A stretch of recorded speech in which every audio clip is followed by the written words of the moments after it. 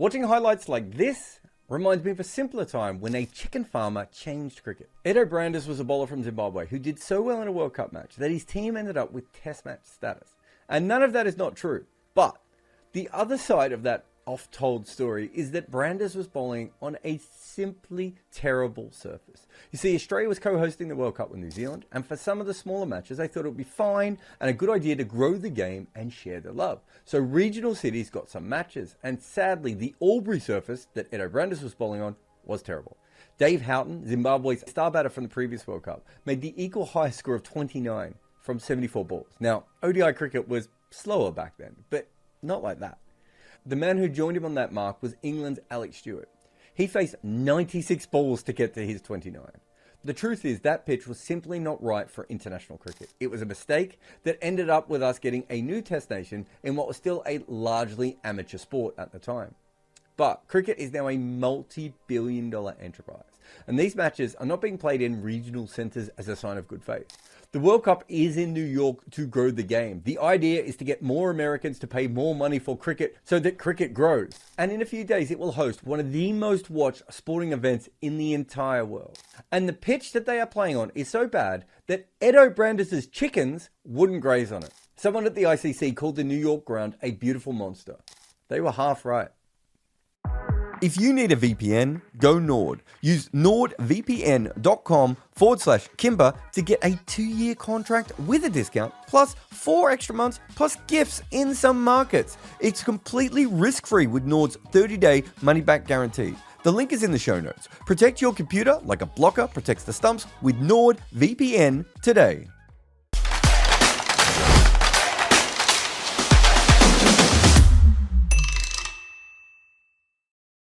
This is terrifying if you're a batter. All these balls are landing in the same spot, so a top-class player is expecting them to do roughly the same thing.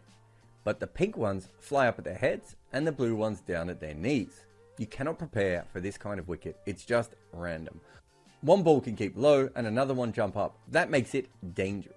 Now, batters sometimes have to handle wickets like this. Curating pitches is not an exact science. Often the conditions dictate what you can make, and sometimes they try and fix the issues and actually make it worse. Also, in Test cricket, wickets start fine, but over 5 days they start to play up, and sometimes this happens. But this is happening in a T20 World Cup match. Rohit Sharma is one of the most famous athletes in the world, and he just had to retire hurt from a game because a ball struck him that simply should not have. No professional player in the world should be facing 90 miles an hour on this wicket. Not that you just need to look at the pace bowling. What about Dasan Shanaka? In T20s, his occasional medium pace goes at nearly 9 runs and over. On this Nassau County monster, the South Africans, who were chasing 77 runs, decided to make Shanaka look like Malcolm Marshall reborn. Not that figures alone suggest that this is a bad pitch, but let's look at some more anyway. As of the 6th of June, the Nassau County monster has a bowling average of 14 and a strike rate of less than a run a ball from the bat. And I mean a lot less. In fact, the vast majority of the runs do seem to have come from wide so far. And you can see here that there are other pitches giving plenty of wickets as well, and yet this is still well under those. And what about fours? How many of those have been hit? I would be surprised if first-time cricket fans at any of those games weren't Googling what is a boundary, just because they hadn't seen any yet. In fact, I was actually shocked that this many had been hit, because the outfield might actually be worse than the pitch surface itself. So people have started just hitting sixes there because they have no other choice. It really is a case of 6 or out. In backyard cricket, we say 6 and out, but in this, it's more like 6 or out. Also, you might be seeing that the Guyana wicket here and thinking, well, this New York wicket can't be that bad if it's similar to Guyana. And if you're just talking about runs, well, Guyana has been one of the slowest scoring grounds in the world. However, the big difference is it's predictable and safe. The balls are consistently low, and the batters have the skills to be able to handle that. The only way Rohit Sharma is retiring hurt at Guyana is if a ball hits his toe from an inside edge. Compare that to the New York one. During the power play of India's bowling, Arshdeep Singh and Mohammad Siraj gathered steep bounce that reached the wicketkeeper above the head and then had other balls roll along the ground. One from Arshdeep seemed to bounce 3 times before it got to the keeper. And that is because this is 4 pitches in one. It has pace and bounce, and then the next ball, it has tennis ball bounce that goes almost vertically. Then later, it keeps low, and to add to all that fun, it also has incredible seam movement. And there is nothing wrong with sideways movement. On a good solid pitch, this is fine. On a wicket you are afraid the ball will bounce up at your face, this is not. This ball from Dasan Shanaka shows it best. It stops on the surface, seams back viciously, and then also still manages to keep low. And just a reminder, this is a part-time medium pacer, not Waqar Younis. You can see in Mark Adair's wicket of Virat Kohli that the ball stops in the pitch just a little bit. And we have also seen 2 caught and bowls from the few overs of spin that anyone has even tried. And remember that a few players got hit in the India-Ireland match. But I think this was the most dangerous one. There are no pitches that are easy to face Bumrah on, but this is something else. Harry Tector gets a back of a length of ball that just rises massively on him and it smashes into his hand and head. This could have injured him in 2 separate ways. So I hope that we have shown that this is definitely not a good pitch. But why did this happen? Well, we are lucky enough that a lot of the major people involved in this ground spoke to my man Nagraj about the entire thing. It's a really great article that has not aged particularly well for the people mentioned in it. Alright, so I didn't really know how to put all this video together. So I thought, I've got a whiteboard in my office. Maybe if I just put all the information on the board here, I can actually show you what the problem was. But let's start with this. The World Cup is co-hosted by these 2 countries. But as we can kind of tell, it's really hosted by the West Indies. The West Indies, we know, are going to have proper professional wickets. They were using all these different grounds down here. Now, are they fast-scoring great T20 wickets? Well, no, because we've all watched the CPL, right? But they are professional wickets that you can play T20 matches on with low-scoring results occasionally happening.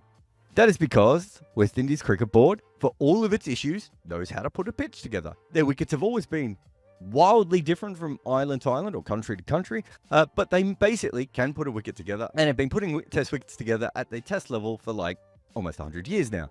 They know what they're doing. So that means that all of these wickets, for all their individual problems and everything else, basically are going to be fine in this World Cup as long as you like low-scoring games, which some of us do. Maybe not you. The problem was this bit. I've long said that USA cricket is the 3rd rail of cricket. And essentially what I mean by that is so many people touch it and then it burns them and then it burns them more and it continues to burn them for a long period of time. For instance, the CPL once tried to get involved with cricket in Florida. And the problem with that is that the Florida wickets aren't particularly great and the local crowds, especially the expats that they expected to come up, didn't really go. In fact, there's been lots of international games at Florida before. It's never really worked, but also, again, it is a cricket pitch that is safe to use at the international level.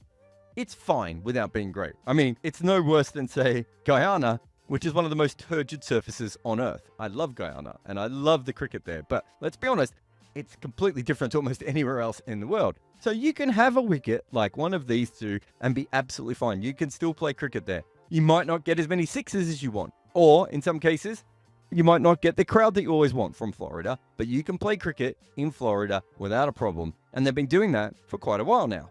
Then we have the MLC. But the MLC had a problem as well, because they didn't have access to many wickets. So they went and found a baseball stadium in Texas, which I think was called Air Hogs, which I was really disappointed to find out that that stadium wasn't actually named after flying pigs, and instead was something to do with the armed forces. Because of problems with travel and everything else, the MLC just decided in their first season that Dallas was their best bet, right? They put all their eggs into that stadium, and you can see it's a lovely looking stadium in the middle of Texas. There's a lot of expats in Texas. There's an Indian community in Texas. It works. The MLC isn't the only one here, because there is also another MLC, technically, which is minor league cricket. And minor league cricket already had a ground that was working for it as well, called Morrisville, right? Now, if you haven't heard of Morrisville, that's because there's no reason to have heard of Morrisville, unless you follow minor county cricket, or maybe you're a big American cricket fan. But from a minor league standpoint, Morrisville was perfect. It's in the middle of probably one of the most flourishing cricket communities in the United States.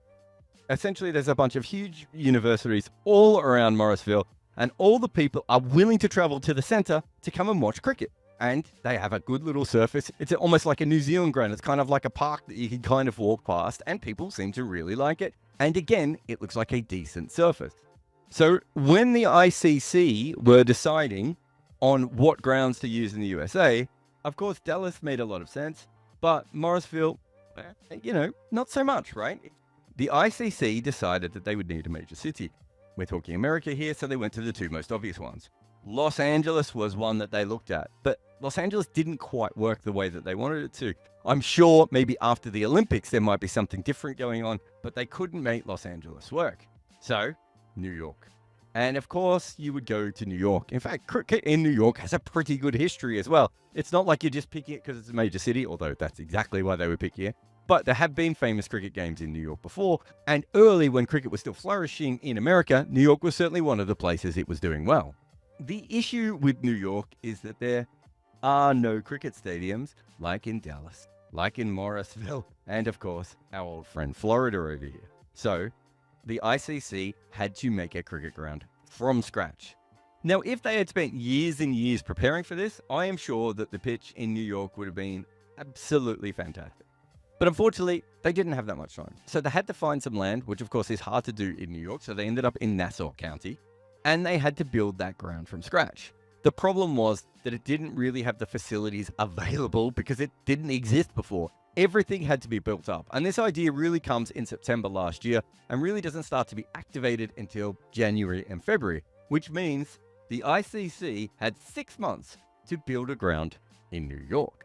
Remember, some of these grounds are like probably 50 to 100, maybe even older than that. And we still have wickets like Guyana and Barbados that are low and turgid and not the most exciting cricket.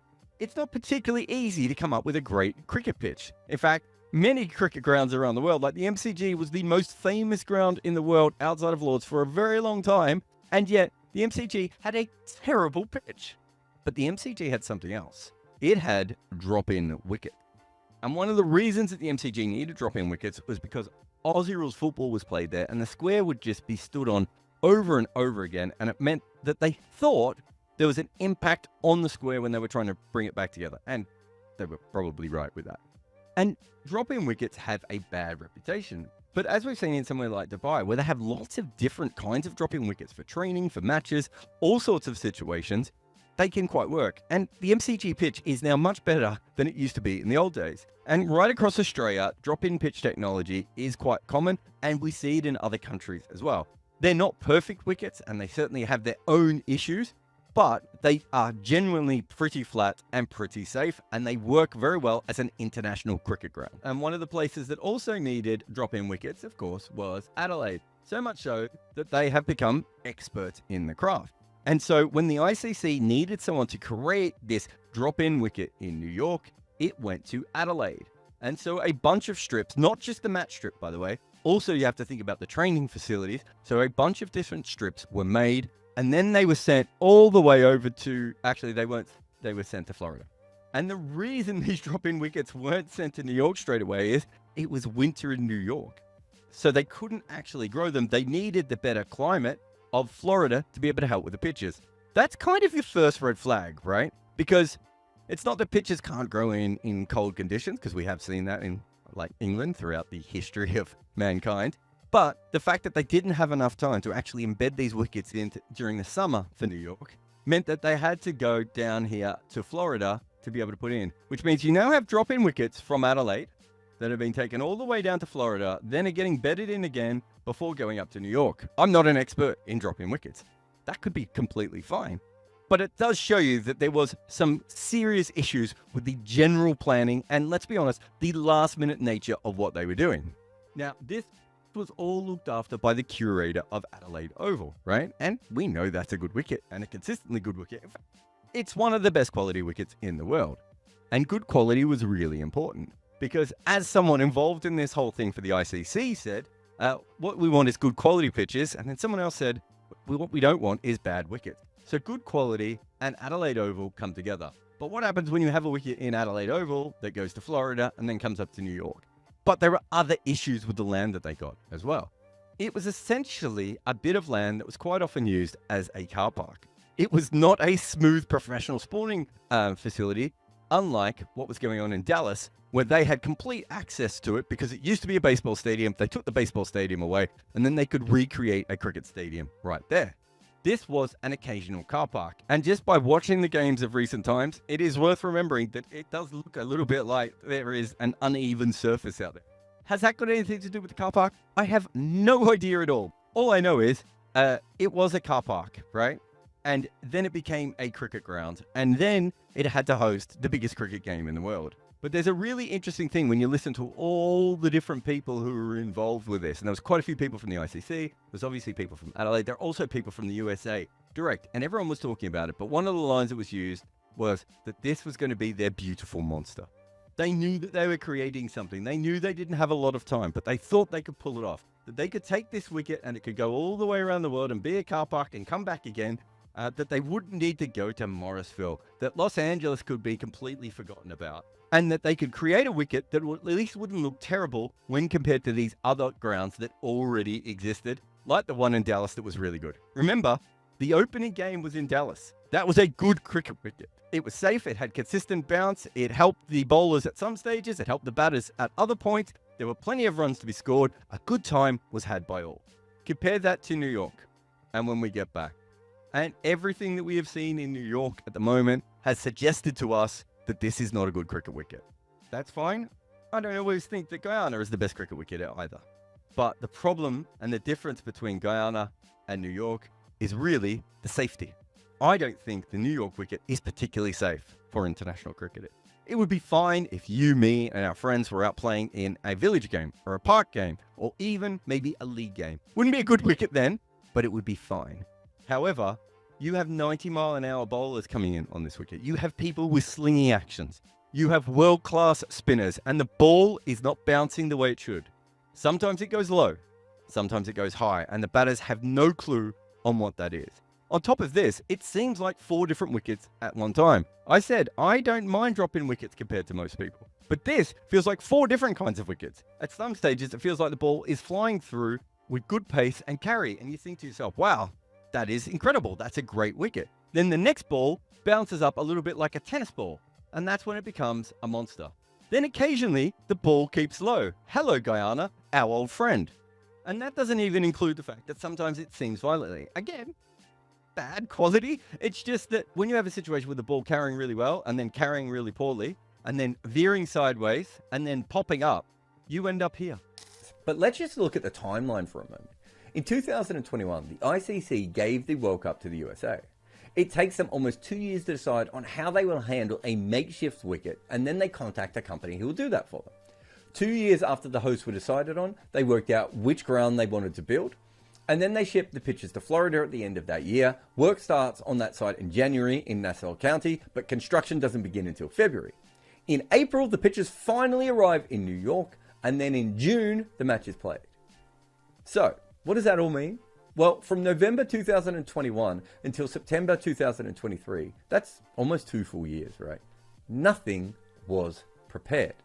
That is a lot of time that they could have spent getting all of this together. And instead, like any great student, they waited until the last moment and tried to pull off a miracle. And they did that on a ground that did not have drainage or irrigation and that used to be used for parking.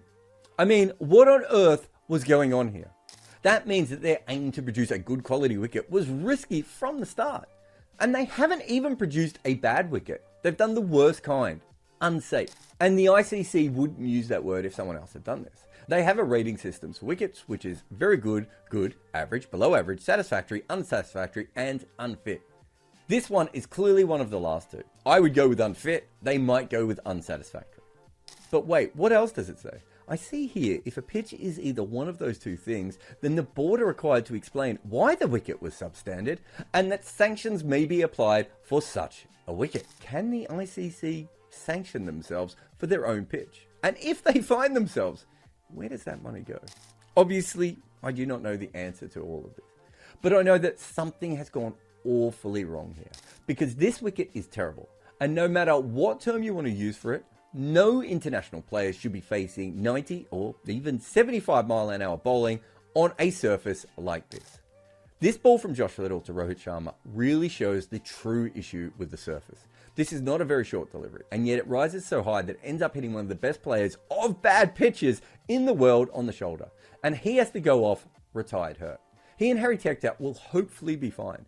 But no one should be playing on this wicket anymore. And yet it has 6 more matches scheduled. And within them, of course, is cricket's biggest game. India versus Pakistan. Hundreds of millions of people will take an interest in this match. And it could have been played on one of the good pitches in Dallas or in the Caribbean. But instead, they chose to put their crown jewel in the mouth of their beautiful monster. And I can't tell you what will happen in any of the games to come. Things might change completely. But we've put a $1 billion event on a car park with one of the most travelled wickets ever at the last minute. And as they say in Nugrudge's article, you can't play a World Cup on bad wickets. Like many players in this tournament, the ICC took a massive swing and they failed to make any connection at all. If they have had any impact on the casual US fans at the moment, it's to convince them that a sport like this would be much better if the ball doesn't bounce. Essentially, cricket in New York has been selling baseball back to its own fans. And let's be really clear here. This does look like a wicket where chickens are grazing. So the ICC's beautiful monster really now looks like the creature that ate cricket in New York City. This World Cup you can catch us every single day over at Jarrod Kimber Live. It is like the videos here, except they come out quicker and I forget what I'm saying occasionally. We have sometimes up to 3 videos a day on that channel, but we usually just have our scoreboard and normal podcasts. But you know, sometimes when a game is good, I just gots to go live. So gorge yourself over at Jarrod Kimber Live on my, I don't know, liveness?